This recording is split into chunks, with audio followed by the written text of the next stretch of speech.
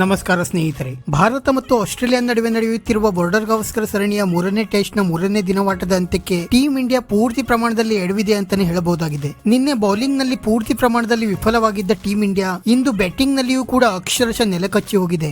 Bowling ನಲ್ಲಿ ಜಸ್ಪ್ರೀತ್ ಬುಮ್ರಾ ಅವರು ಭಾರತದ ಪರ ಏಕಾಂಗಿಯಾಗಿ ಹೋರಾಟ ನಡೆಸುತ್ತಿದ್ದಾರೆ. ಆದರೆ ಬ್ಯಾಟಿಂಗ್ ನಲ್ಲಿ ಯಶಸ್ವಿ ಜೈಸ್ವಾಲ್, ಶುಭ್ಮನ್ ಗಿಲ್, ವಿರಾಟ್ ಕೊಹ್ಲಿ ಅಂತ ಘಟಾನುಘಟಿ ಬ್ಯಾಟ್ಸ್ಮನ್ ಗಳು ರನ್ ಗಳಿಸಲು ಅಕ್ಷರಶಃ ಪರದಾಡುತ್ತಿದ್ದಾರೆ. ಇದರ ಪರಿಣಾಮವಾಗಿ ಭಾರತ ತಂಡ ಈಗ ಮೂರನೇ ಟೆಸ್ಟ್ ನ ಮೂರನೇ ದಿನವಾಟದ ಅಂತ್ಯಕ್ಕೆ ಅಕ್ಷರಶಃ ಸೋಲಿನ ಸುಳಿಯಲ್ಲಿ ಸಿಲುಕಿಕೊಂಡಿದೆ. ನಿನ್ನೆ ಆಸ್ಟ್ರೇಲಿಯಾ ತಂಡ ಎರಡನೇ ದಿನವಾಟದ ಅಂತ್ಯಕ್ಕೆ 400ಕ್ಕೂ ಅಧಿಕ ರನ್ ಗಳಿಸಿ ತನ್ನ ಬ್ಯಾಟಿಂಗ್ ಅನ್ನು ಮುಂದುವರಿಸಿತ್ತು. ಇಂದು ಬ್ಯಾಟಿಂಗ್ ಮುಂದುವರಿಸಿದ ಅಲೆಕ್ಸ್ ಕೆರಿ ಮತ್ತೆ ಮಿಚೆಲ್ ಸ್ಟಾರ್ಕ್ ಅವರು ಅದ್ಭುತ ಬ್ಯಾಟಿಂಗ್ ನಡೆಸುವ ಮೂಲಕ ಇನ್ನೊಮ್ಮೆ ಜತೆಯಾಟ ನಡೆಸಲು ಆರಂಭಿಸಿದರು. ಕೆಳ ಕ್ರಮಾಂಕದಲ್ಲಿ ಸ್ಫೋಟಕ ಬ್ಯಾಟಿಂಗ್ ನಡೆಸಿದ ಅಲೆಕ್ಸ್ ಕೆರಿ ಅವರು ಭರ್ಜರಿ 70 ರನ್ ಸಿಡಿಸುವ ಮೂಲಕ ಆಸ್ಟ್ರೇಲಿಯಾ ತಂಡದ ಮೊತ್ತವನ್ನು ಬರೋಬ್ಬರಿ 445 ರನ್ಗಳಿಗೆ ತಲುಪುವಂತೆ ಮಾಡಿದರು. ಆದರೆ 445 ರನ್ಗಳ ಬೃಹತ್ ಗುರಿ ನೋಡಿದಾಗ ಭಾರತೀಯ ಓಪನಿಂಗ್ ಬ್ಯಾಟ್ಸ್ಮನ್ ಗಳಿಂದ ಒಂದು ಒಳ್ಳೆಯ ಇನ್ನಿಂಗ್ಸ್ ನ ಅವಶ್ಯಕತೆ ಇತ್ತು. ಇನ್ನೊಮ್ಮೆ ಈ ಇನ್ನಿಂಗ್ಸ್ ನಲ್ಲಿಯೂ ಕೂಡ ರೋಹಿತ್ ಶರ್ಮಾ ಅವರ ಬದಲಿಗೆ ಕೆಎಲ್ ರಾಹುಲ್ ಅವರಿಗೆ ಆರಂಭಿಕರಾಗಿ ಅವಕಾಶ ನೀಡಲಾಗಿತ್ತು. ಆದರೆ ರಾಹುಲ್ ಅವರ ಜೊತೆ ಆರಂಭಿಕರಾಗಿ ಕಣಕ್ಕಿಳಿದಿದ್ದ ಯಶಸ್ವಿ ಜೈಸ್ವಾಲ್ ಅವರು ತಾವು ಆಡಿದ ಎರಡನೇ ಬಾಲ್ ನಲ್ಲಿಯೇ ಔಟ್ ಆಗುವ ಮೂಲಕ ಇನ್ನೊಮ್ಮೆ ಕ್ರಿಕೆಟ್ ಅಭಿಮಾನಿಗಳಿಗೆ ನಿರಾಸೆ ಮೂಡಿಸಿದರು. ಕಳೆದ ಇನ್ನಿಂಗ್ಸ್ ನಲ್ಲಿ ಖಾತೆ ತೆರೆಯುವ ಮುಂಚೆ ಔಟ್ ಆಗಿದ್ದ ಯಶಸ್ವಿ ಜೈಸ್ವಾಲ್ ಅವರು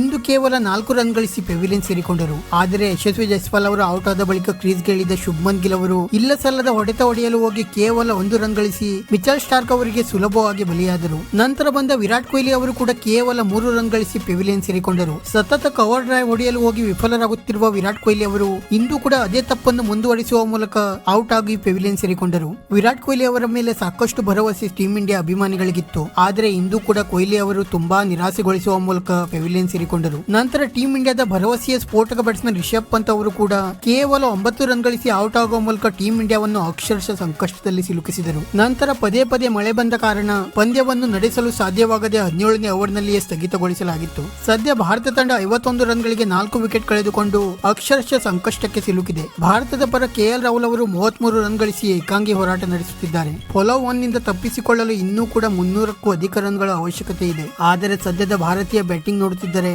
ಇದು ತುಂಬಾ ಕಷ್ಟ ಎಂದು ಅನಿಸುತ್ತಿದೆ.